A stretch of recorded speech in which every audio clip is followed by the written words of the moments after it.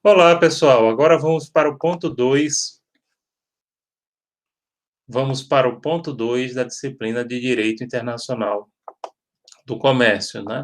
Esse ponto 2 é mais focado para a questão do direito empresarial brasileiro. E realmente não dá para estudar comércio internacional, direito de comércio internacional, sem ter uma noção mínima do direito empresarial brasileiro. Bem, o nosso ponto 2 é a evolução e teorias do direito empresarial e noções sobre o direito empresarial brasileiro. No Brasil, gente, o Código Civil de 2002 unificou o direito civil e comercial e passou a adotar o termo direito de empresa em seu livro 2. Bem, antes disso, antes do Código Civil de 2002, a gente tinha o nosso Código Civil de 2016 e tinha o Código Comercial de 1850, da época de Dom Pedro II. Esse Código Comercial ele foi revogado na sua maior parte, só ficou a parte de direito marítimo, ainda está em vigor, né? E, em vez de direito comercial, passou a utilizar direito empresarial ou direito da empresa. É a mesma coisa, é sinônimo, é só questão de nomenclatura? Não, gente. Na verdade, como a gente vai falar aqui, a perspectiva do direito comercial é baseada na teoria dos atos de comércio, enquanto que o direito empresarial ele usa uma teoria que é considerada mais nova, que é a teoria da atividade empresarial, que a gente vai falar já já. Então, o direito empresarial seria o conjunto de princípios, regras e instituições que regulam os atos de comércio e atividade empresarial. Atos de comércio é da teoria anterior, tá? Atividade empresarial é da teoria que o Código adotou e por isso que a gente chama agora de direito empresarial. O princípio da continuidade da empresa consagra seu fim social em produzir e gerar empregos. Esse princípio da continuidade da empresa significa que, isso, inclusive do ponto de vista do Estado da sociedade, uma empresa deve-se fazer tudo o possível para que ela continue funcionando e ela não feche, por exemplo, e não vá à falência. A falência é só uma saída se você não encontrar outro mecanismo para poder recuperar essa empresa, né? Inclusive, a gente tem que iniciar através de um processo de recuperação judicial ou extrajudicial, caso a empresa esteja em dificuldades, e só caso a empresa realmente não consiga cumprir isso, é que ela vai à falência. Por quê? Porque a empresa tem um fim social em produzir e gerar empregos. Então, esse princípio da quantidade da empresa, ele coloca que se deve fazer o máximo possível para que a empresa continue a funcionar. Empresa é a atividade econômica organizada para a produção ou circulação de bens e serviços no mercado, visando o lucro. Então, a atividade empresarial é toda essa atividade organizada para a produção ou circulação tanto de bens quanto de serviços no mercado e que vise lucro. Você pode até fornecer bens e serviços sem visar lucro, aí é outra questão, né? Aí vai ser uma atividade filantrópica do terceiro setor, né? Dos setores sociais, inclusive para a RI, é uma área bem interessante, né, que tem muito campo, junto com as ONGs, etc., mas não é atividade de empresa, né? Atividade de empresa tem que produzir ou circular bens e serviços, tanto pode ser bens quanto serviços, produzir bens, vender bens, ou fazer prestação de serviço, mas que vise o lucro. Aí é o que caracteriza a atividade empresarial. Aspectos da empresa. Primeiramente, o aspecto subjetivo, que seria a pessoa do empresário, o empresário enquanto pessoa natural, né? Pessoa natural no direito é todo ser humano nascido com vida. Funcional é uma atividade econômica organizada para disponibilizar no mercado bens ou serviços. Quais são as funções da empresa? A empresa ela tem uma função econômica, óbvia, né?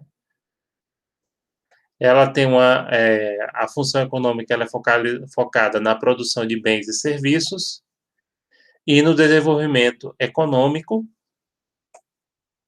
e também tem a função social, que é a geração de empregos. Então, essas são as funções da empresa. O empresário é uma pessoa natural ou física, né? O Código prefere falar de pessoa natural, mas a Receita Federal chama de pessoa física, né? Ou seja, ser humano nascido com vida.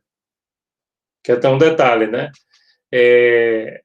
o feto, durante a gestação, não é pessoa física, né? É o que a gente chama de nascituro. Não é pessoa do ponto de vista do direito.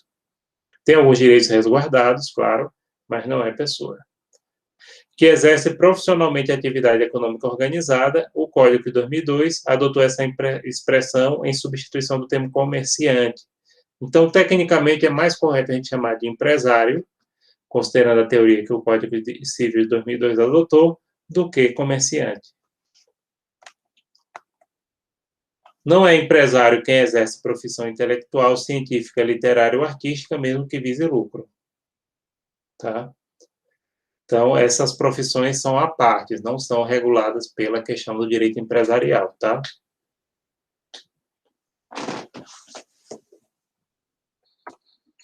É obrigatória a inscrição do empresário no registro público de empresas mercantis nas juntas comerciais. Então, o empresário, para estar legalizado, ele tem que se registrar no registro da junta comercial. No caso de Pernambuco, é JUSEP, né? Junta Comercial do Estado de Pernambuco.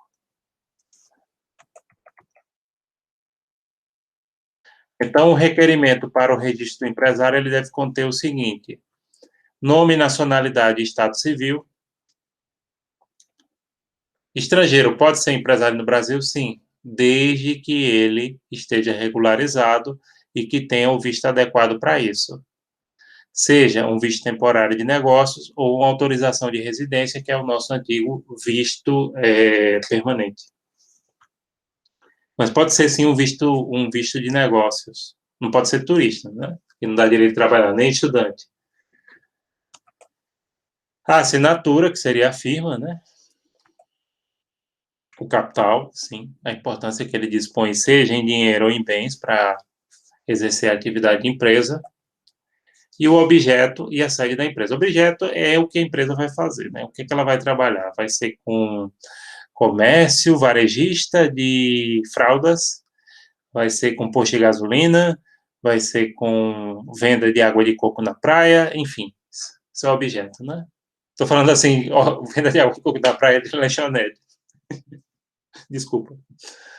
Vocês entenderam, né? O objeto é aquilo que a empresa vai fazer. E a sede da empresa. Pode exercer a atividade de empresários que estiverem no gozo de sua capacidade civil e não forem legalmente impedidos. Pessoas impedidas geralmente são aquelas pessoas que têm problemas de doenças mentais, né, e que judicialmente se move um processo de interdição e essa pessoa não pode exercer atividade de empresário, né. São pessoas que têm problemas mentais e aí tem um responsável, né, isso é declarado judicialmente, é feito um exame, etc., né, uma perícia médica. Então, aí são as pessoas interditadas. Cônjuges podem ser sócios desde que não estejam casados em comunhão universal de bens ou separação obrigatória. Em comunhão universal de bens não tem sentido ser sócio porque tudo é de todos, né? É universal, comunga todos os bens antes e depois do casamento. E separação obrigatória é para não haver confusão de patrimônio, porque na separação obrigatória, geralmente, por exemplo, separação obrigatória para aquelas pessoas. Pronto, todas as pessoas no Brasil que casam com mais de 70 anos têm que ser com separação obrigatória.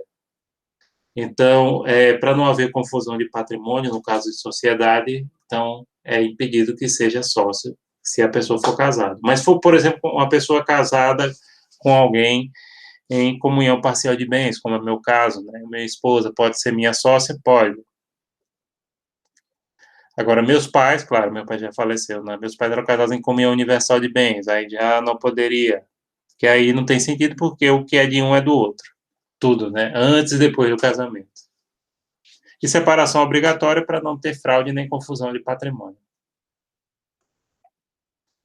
Estabelecimento. O estabelecimento é um complexo de bens materiais e imateriais organizados para o exercício da empresa. É uma universidade de direito que acompanha até a dívida contabilizada. Olha, quando a gente fala estabelecimento da empresa, a gente pensa só no ponto comercial. O ponto faz parte do estabelecimento. Só que, do ponto de vista do direito empresarial, o estabelecimento é muito mais que isso. O estabelecimento junta tudo, junta até a marca. E a marca, às vezes, dependendo da marca, vale mais ou quase tem o valor correspondente da parte física da empresa. Por exemplo, tem marcas famosíssimas, Coca-Cola, a Apple, Mercedes-Benz, só aquela marquinha ali, ela faz parte do estabelecimento, vale milhões. Um dos estabelecimentos que tem uma marca mais valiosa no Brasil, pouca gente se dá conta, é o Banco do Brasil. E é uma empresa de sociedade de economia mista, uma parte é do governo e outra parte é dos particulares, né? E até as dívidas faz parte do estabelecimento, sim, tá?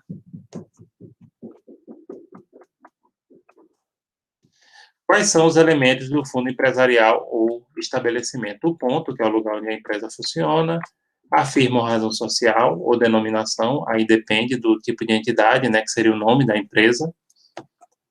A marca, como eu disse, pode valer milhões. O aviamento, que é o conjunto de... Pronto, o aviamento são os bens disponíveis para venda.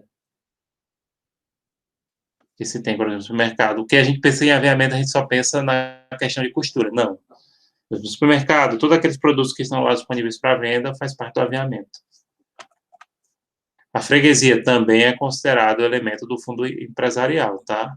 Então, se você fez uma freguesia naquele ponto, inclusive é por isso que existe proteção, talvez vocês não saibam, para o aluguel empresarial, né?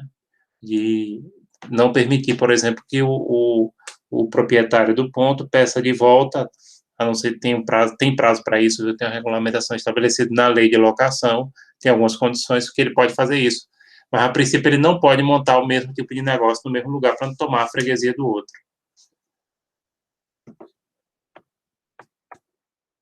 Sociedades empresariais são formadas por pessoas que reciprocamente, se obrigam com bens e serviços para o exercício da atividade econômica, conforme o artigo 981 do Código Civil.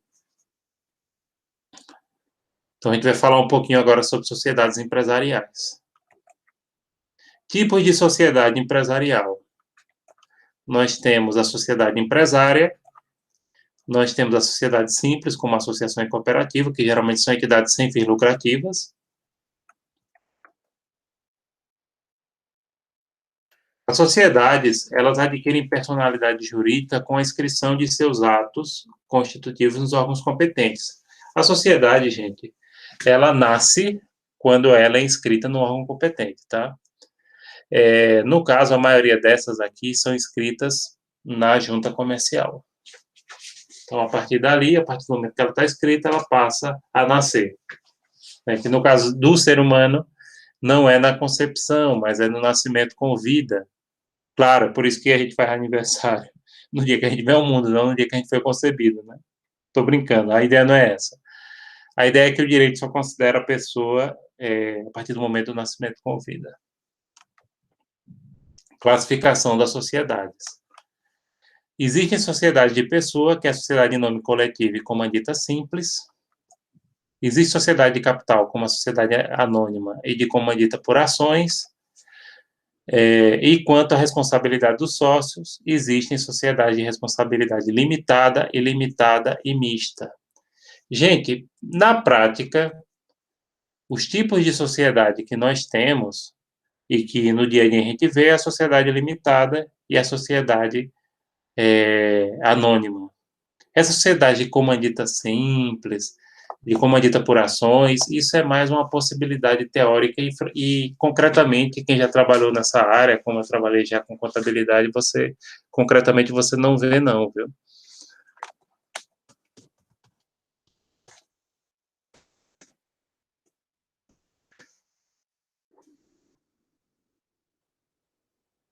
Então, por exemplo, uma sociedade em comandita simples é a sociedade em que tem o sócio comanditário e os comanditados. Então, na sociedade em comandita simples, aí o que diferencia é a responsabilidade, tá?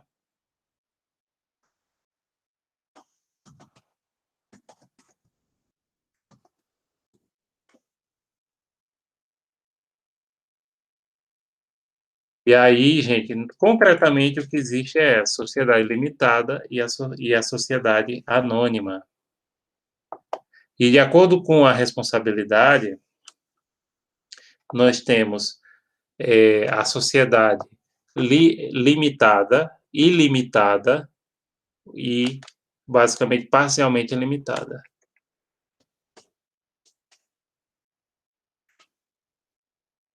Deixa eu dar agora uma explicada aqui para vocês sobre isso,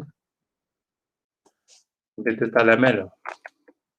Gente, na sociedade limitada, a responsabilidade dos sócios é limitada ao capital que ele investiu. Tem gente que pensa que não, é limitada ao número de sócios. Não, não é que é limitado sim o número de sócios, mas chama limitada não é por isso, é porque é o seguinte: se aquela sociedade ela tem uma dívida, você responde em relação àquela dívida pelo capital que você investiu. Então, se você investiu 10 mil reais, você responde às dívidas até os seus 10 mil reais. Passou disso, você não responde com o seu patrimônio. Se a sociedade ela é ilimitada, isso significa que você responde por todas as dívidas com o seu patrimônio pessoal, tá? Então, essa é a diferença. Na sociedade anônima, em regra, você responde, a sociedade anônima, o capital é dividido por ações, e você responde pelas ações que você tem investida.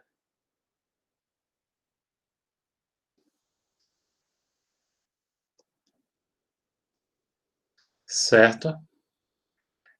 A sociedade anônima não deveria mais nem chamar assim, porque, por exemplo, a origem da sociedade anônima é porque você comprava as ações daquela empresa e não era obrigado você informar o seu nome, era anônimo, né? Podia ser anônimo. Claro, você podia informar o teu nome, mas se você quisesse comprar só ações sem informar que você era, você podia fazer isso. Hoje em dia, não.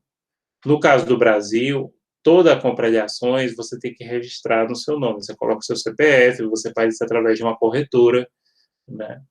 E aí não tem sociedade anônima, porque, como eu disse, você tem que registrar.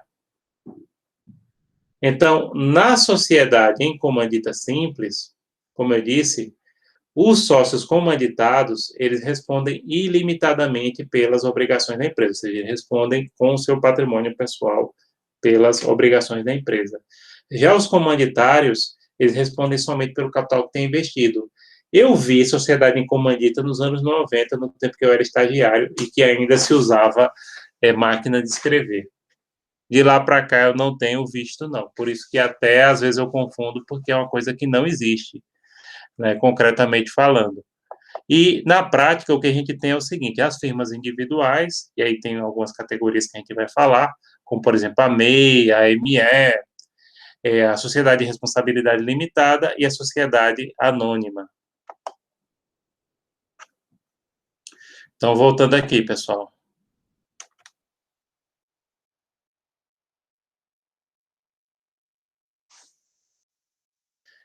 A sociedade anônima, como eu disse, é a sociedade de capital. O capital dela é dividido em ações. Essas ações, se são negociadas na Bolsa de Valores, chama sociedade de capital aberto. E se não são negociadas em Bolsa de Valores, chama sociedade de capital fechado. A comandita por ações é parecida com a primeira, só que o capital dela não é dividido em cotas, mas em ações. Ah, faltou eu falar a sociedade em nome coletivo, né? Sociedade em nome coletivo também praticamente não existe. Não existe concretamente, tá?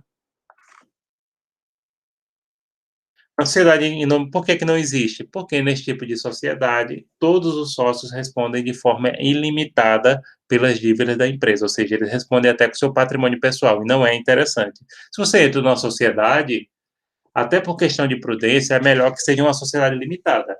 Por quê? Numa sociedade limitada, a sua responsabilidade pelas dívidas da empresa é limitada ao capital que você tem investido nela. Então, é mais seguro, né? Então, estão entendendo por que não existe sociedade de nome coletivo, concretamente falando? É pela questão da responsabilidade pelas dívidas da empresa.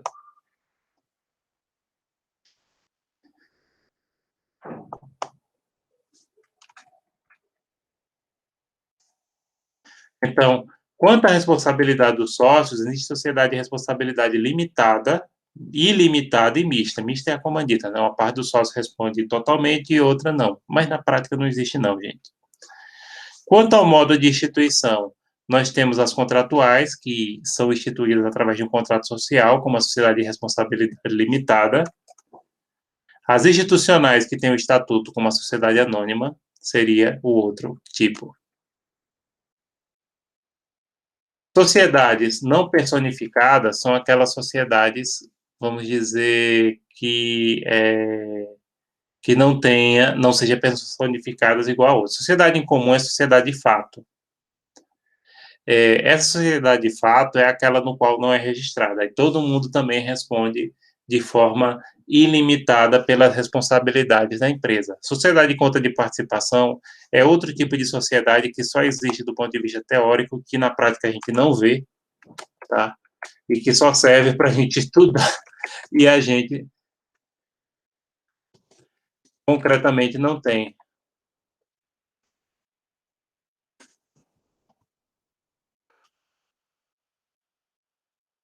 Na sociedade em conta de participação, a atividade dela é exercida por um sócio ostensivo que coloca o nome no negócio, né? E esse sócio ostensivo é aquele que responde limitadamente e os outros não. Então, acaba tudo correndo no nome dele, enquanto que os outros ficam na moita. Na prática, ela não ocorre, não, gente. Eu nunca vi uma sociedade em conta de participação nos tempos que eu trabalhei com contabilidade, tá?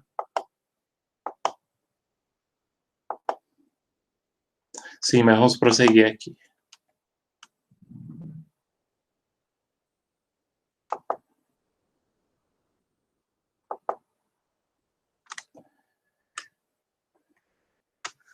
Liquidação é o processo de dissolução da sociedade e o responsável vai ser o chamado liquidante. Então, a liquidação, ela serve para... A liquidação, ela serve para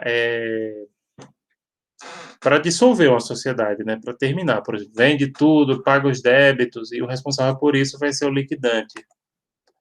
A incorporação é quando uma ou várias sociedades são absorvidas por outras. Então, isso pode ocorrer através de compra, uma sociedade compra outra, isso é extremamente comum. Por exemplo, Magazine Luiza fez muito isso com empresas menores, na incorporação, elas saem absorvendo. Fusão é quando várias sociedades se unem para criar uma nova. O grande exemplo que a gente tem é a Ambev, né, que várias sociedades se juntaram para criar uma das maiores empresas do mundo na área de bebidas. Então, incorporação, eu diria o exemplo da Magazine Luiza. Liquidação ocorre geralmente com falência ou porque a empresa ela decide fechar. Por exemplo, a Ford no Brasil não vai passar por liquidação porque ela não vai fechar totalmente, né? Ela pode vender alguma parte, alguns ativos, etc., mas não é um processo de liquidação. Cisão. Cisão é quando a companhia transfere parcela de seu patrimônio para uma ou mais sociedades. Por exemplo, ela vende uma parte dos seus negócios. Então, no caso da Ford, provavelmente vai acontecer isso. Ela vai vender uma parte dos seus negócios, algumas fábricas, já que ela não vai produzir mais aqui no Brasil. Então, isso é cisão. A sociedade nacional é organizada conforme a lei brasileira e que tem a sede no país, é a sociedade nacional. A sociedade estrangeira, elas não podem funcionar no Brasil sem autorização do Poder Executivo através de decreto, estando sujeitas a leis nacionais. Elas têm que se registrar no Brasil, seguindo as normas brasileiras, né, tirando o seu registro dentro dos órgãos brasileiros. Vamos falar aqui no final sobre a questão da microempresa, né, que pode ser uma pessoa jurídica ou uma firma individual, pode ser uma sociedade, a microempresa? Pode. Sociedade de responsabilidade limitada ou geralmente é uma firma individual. Firma individual é aquela que tem uma pessoa natural, né?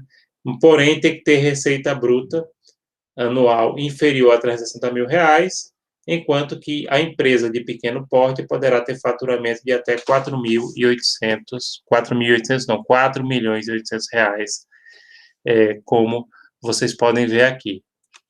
O que diferencia aí é o faturamento, tá? E esse faturamento ele tem uma implicação de fins tributários, tá? Então, ela não pode passar disso aí. R$ 360 mil. Já a empresa de pequeno porte, ela vai até os 4.800.000 bruto por ano.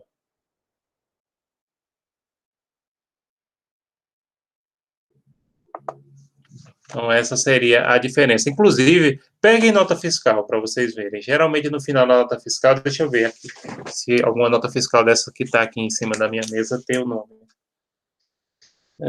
Não, essa aqui é uma firma individual, não informa se ela é microempresa ou EPP. Mas no final da razão social, o nome da empresa tem que ter. Tá? É obrigatório. Até porque ela recebe incentivos, ela paga menos impostos por estar nesse enquadramento. Então, percebam que pelo nome, não é o nome de fantasia, né? É o nome, realmente, a razão social da empresa. Você sabe até aproximadamente o faturamento dela ou no limite de faturamento no qual ela está enquadrada.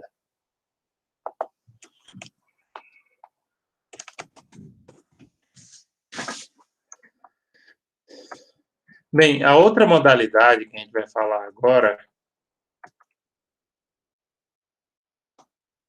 é a MEI. E provavelmente vocês já ouviram falar, conhece alguma pessoa que tem.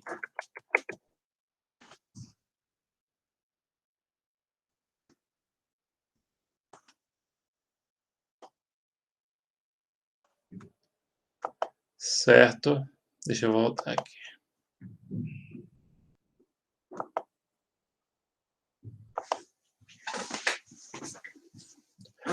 Então, voltando aqui.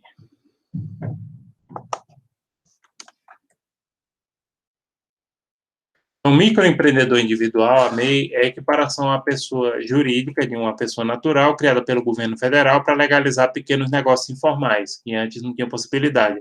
Ela tem faturamento anual limitado a R$ 81 mil, isso em 2018 ainda permanece, tá? E o titular, os valores ainda permanecem, tanto para microempresa, para empresa de pequeno porte e para a MEI. E isso a gente está em 2021, só para deixar o registro. O titular ele não pode ter participação em outra empresa e, no máximo, manter um empregado. Bem, já a empresa individual de responsabilidade limitada, a EIRELI, que cada vez tem mais crescido, é aquela constituída por uma única pessoa natural e com a capital social não inferior a 100 salários mínimos. A EIRELI, ela tem aumentado bastante o número. O EIRELI, pronto. Por que a EIRELI é interessante para o empresário? Por que tem aumentado o número de EIRELIs? Porque, por exemplo, nas empresas que tem uma pessoa só, uma firma individual, em regra, o empresário ele responde ilimitadamente, ou seja, ele responde até com seu patrimônio pessoal pelas dívidas da empresa. No caso da Eireli, a responsabilidade é limitada ao capital investido. Porém, esse capital investido não pode ser inferior a 100 salários mínimos, ou seja, isso dá mais de R$ 100 mil o capital. Claro, o capital não é só dinheiro, o capital é formado por bens também. Mas é interessante por quê? Porque separa o patrimônio do empresário e caso ele venha a falir, desde que a falência não seja fraudulenta, ele não responde com o seu patrimônio. Se for fraudulento, ele responde com o patrimônio. Se não for fraudulento, se foi só por incompetência, burrice, ele responde só pelo capital que ele tem investido. A escrituração fiscal ela é obrigatória para sociedades e pode ser realizada por um contabilista ou técnico em contabilidade, salvo perícia e auditoria, que são privativas de contador, né? No caso da MEI, a escrituração contábil também dela é simplificada, né? E ela paga muito menos tributo também, embora tenha que permanecer naquela faixa de faturamento. Bom, pessoal, é isso como referências. A gente tem o livro do Sérgio Pinto Martins, Instituições de Direito Público e Privado, para esse ponto, né? Tem outros autores também que trabalham com instituições de direito público e privado que falam dessa parte empresarial. Na minha biblioteca da SES tem vários. Os outros autores, como Andréa Mota e o livro do Luciano Tim, do Rafael Ribeiro e da Ângela Estrela. Bem, gente, é isso. Muito obrigado e até a próxima.